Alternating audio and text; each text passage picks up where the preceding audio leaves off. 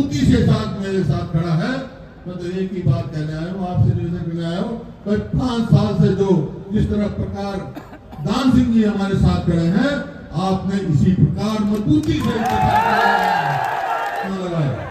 और जो भाई खड़े हैं, मैं कहूँगा बैठ जाओ, तुम बैठ जाइए, बैठ जाओ, बैठ जाओ, बैठ जाओ, बैठ जाओ भाई।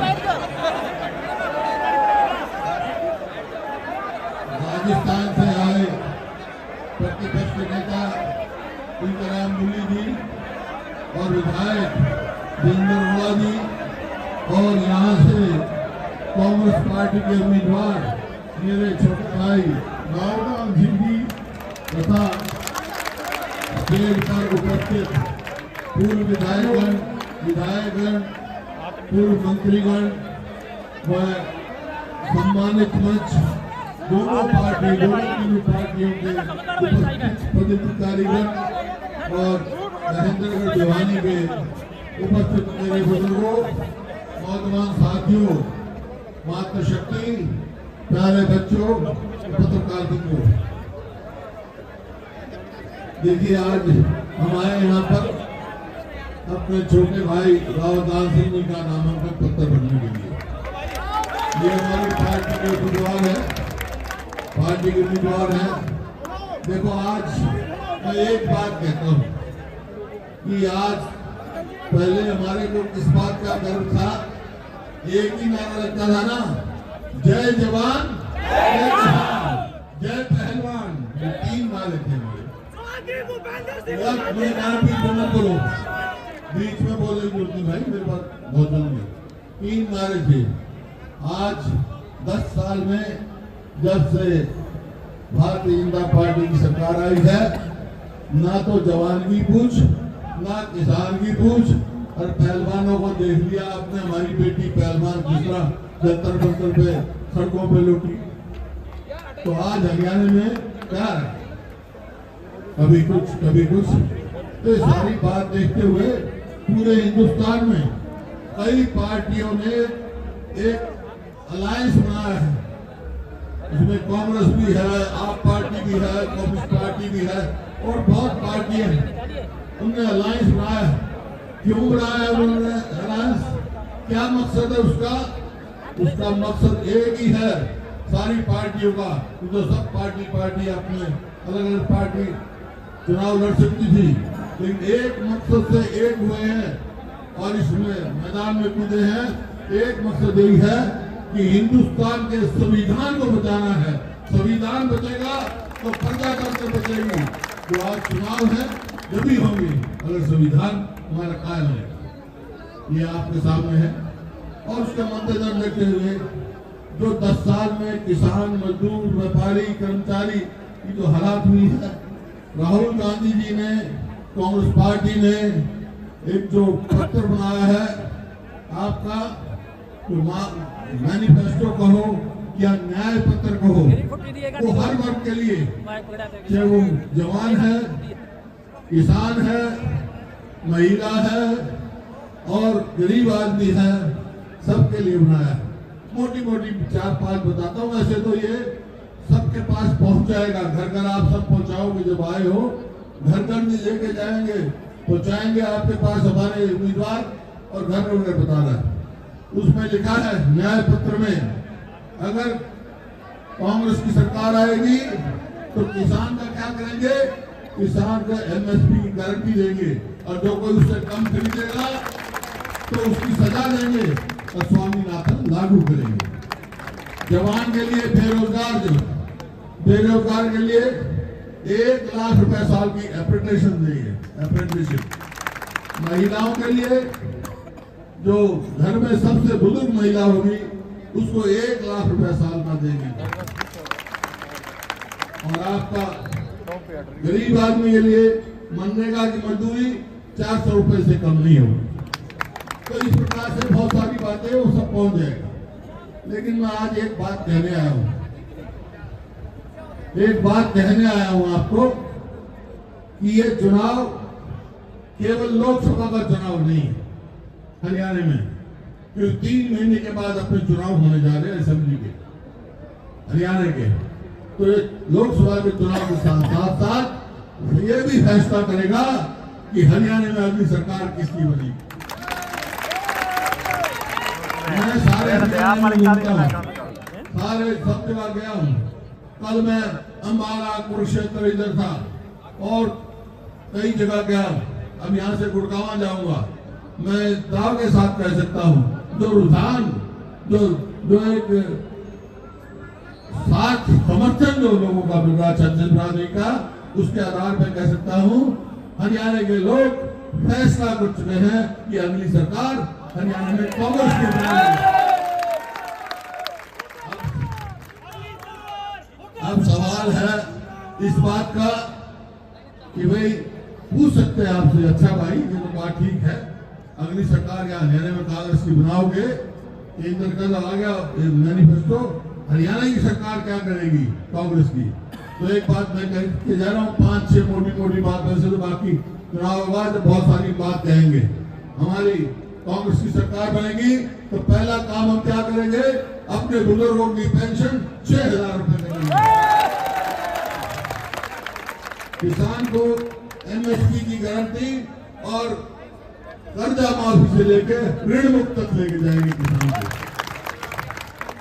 और जो महिलाएं हैं उनको जो सिलेंडर है गैस का, क्योंकि आजकल सब गैस पे रोटी पकाते, 500 रुपए से ज्यादा नहीं है। और इसी प्रकार से जो आपके बुजुर्गों का भी है और भी है, हमारे जो पेंशन है ओल्ड पेंशन स्कीम लागू करेंगे जो कर्मचारी है जो आज देख रहे। इस तरह बहुत सारे और हैं। और एक बात देखी मैंने इस 5-10 साल में क्या हुआ है, अरे सरपंच अपनी मांग जाए उनके ऊपर लाठीचार्ज, आंगनबाड़ी पे लाठीचार्ज, शिक्षक जाए उन पे लाठीचार्ज। तो इस सरकार से पीछा छुड़ाना है। अगर हमारी सरकार बनी तो भाई सरपंचों का वही अधिकार होगा जो हमारे समय में था पहले। नंबरदार होगा, नंबरदारी भी खत्म कर दो, सरपंच भी खत्म कर दो, नई चीज ले आओ, पोर्टल ले आओ, फैमिली आईडी ले आओ, और भाई मेरी फसल मेरा ब्यौरा मेरा ले आओ। और फसल खेत मारी पड़ी है और वो किसान देख रहा है मेरा नंबर कब आओगे जब मीह बरस जाए, उसकी फसल खराब हो जाए। और ये आपने देखा है इसी प्रकार से कोई भी बहुत सारे काम है जो हमने करने। खिलाड़ियों को आपने देखा खेल नीति करेंगे, हमने अपने कार्यकाल में 4 लाख 100 गज के प्लॉट दिए SC-BC को, और इन्होंने एक प्लॉट दिया हो तो बता दो भाई 10 साल में एक प्लॉट दिया तो कोई सारे हल्के क्या हुए, कोई गांव का नाम बता दो, आदमी का नाम बता दो। बल्कि हमने जो गरीब आदमी के लिए SC-BC के बच्चों की स्कॉलरशिप शुरू करी थी वो भी बंद कर दी। कोई भी कल्याण का काम इन्होंने बंद कर दिया। तो भाई एक पोर्टल पीछा छुड़ा दूंगा था सीधी जाती जो जनहित के पोर्टल नहीं है वो। और फिर आज देखिए 2014 मेरे क्या टीस है मेरे दिल में टीस है कि 2014 में मेरा हरियाणा प्रति व्यक्ति आय में, प्रति व्यक्ति निवेश में, कानून व्यवस्था में, खेल और खिलाड़ियों में, नौकरी देने में पूरे देश में नंबर 1 था। और आज की चीज में नंबर 1 है बेरोजगारी में, महंगाई में, अपराध में। आप खुद देख रहे, मतलब बेरोजगारी का ही हाल है। 2 लाख पक्की नौकरी खाली पड़ी है हरियाणा सरकार में, नौकरी नहीं लगाई, एक JPT का टीचर नहीं लगाया। तो भाई हमारी सरकार आएगी तो 2 लाख पक्की नौकरी हम देंगे बच्चों को। इसी तरह केंद्र सरकार में जो राहुल गांधी जी ने कहा 30 लाख जगह खाली वहां देंगे केंद्र सरकार में। तो ये आप देख रहे ना किसान की बात, ना बेरोजगारी की, कानून व्यवस्था आप देख रहे। रोज मैं अखबार में पढ़ता हूँ, दिन दहाड़े कत्ल हो रहे हैं दिन दहाड़े, और लूटपाट मची हुई है। ऐसा प्रतीत होता है सरकार नाम की चीज ही नहीं। 2005 में हमारी सरकार बनी, उस समय भी कुछ ऐसे हालात थे कानून व्यवस्था के, हमारी सरकार आते ही सारे जितने हरियाणा में बदमाश और गुंडों का हरियाणा छुपा दिया था भाई। अब तो फिर सरकार आ गई तो क्या गुजारा है, बदमाश और गुंडों का हरियाणा छुपा देंगे हम यानी रहेंगे, ताकि शांति प्रिय ढंग से हमारी बहन बेटियों की इज्जत रहे और हम आगे प्रगति करें और आगे जाए। इन्होंने क्या किया, क्या स्कीम लाते हैं हरियाणा में तो लिया है कौशल रोजगार निगम। इसका क्या मतलब है, ठेके की नौकरी, ना पक्की नौकरी, ना पेंशन, ना रिजर्वेशन। और ये और दूसरी क्या उसे लिया है, अग्निवीर। अरे अग्निवीर क्या मतलब, 4 साल में घर भेज दो, 4 साल में घर भेज दो। अरे जो हम इतने गर्व महसूस करते थे, देश के लिए जीवन दान देते थे हमारे फौज में जाके, वो आज 4 साल में घर आ जाएंगे। उसकी भी स्कीम जो अभी 4 साल कर दी, 4 साल में घर आ जाओ भाई। 18 साल का भर्ती हो, 22 साल का घर आ जाओ, 21 साल तक हमका ब्याह नहीं हो सकता। कौन ब्याह होगा भाई, थोड़े नहीं करेगा के साथ तो रिटायर घर आ जाएगा, बेरोजगारी आ जाएगी। तो ऐसी परिस्थिति इन्होंने पैदा करी, ये आपके सामने। तो आपको समझना पड़ेगा कि भाई हरियाणा में हर साल, खास तौर पर ये इलाका हमारा यहाँ से हर साल ज्यादातर 5000 फौजी फौज में भर्ती होते थे। अभी अग्निवीर आने के बाद क्या होगा, 400 भी हो जाओ पूरे हरियाणा में, 400 भी नहीं हो। तो ये आपको सोचना है। मैं तो एक ही बात कहने आया हूं कि लोकसभा का चुनाव है, साथ के साथ अगले विधानसभा का चुनाव का फैसला ही एक रास्ता तय करेगा। और यहाँ से जो उम्मीदवार है राव दान सिंह, मेरे छोटे भाई, लेकिन बहुत मजबूत आदमी है ये। अपने इलाके की आवाज मैंने विधानसभा में देखा है, लोकसभा में उठाएगा, अग्निवीर के खिलाफ भी उठाएगा। तो आज क्या के जा रहा भाई, और 5 साल से बिल्कुल इतनी मजबूती से साथ मेरे साथ खड़ा है। मैं तो एक ही बात कहने आया हूँ, आपसे निवेदन करने आया हूँ, 5 साल से जो जिस तरह प्रकार दान सिंह जी हमारे साथ खड़े हैं, आपने इसी प्रकार मजबूती से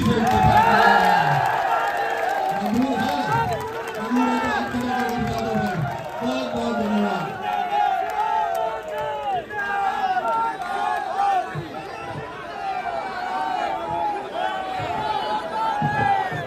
कांग्रेस पार्टी, ये सारे भाइयों से निवेदन है, सीएम साहब को एक बार आगे निकलने दे, अपने व्हीकल चालू मत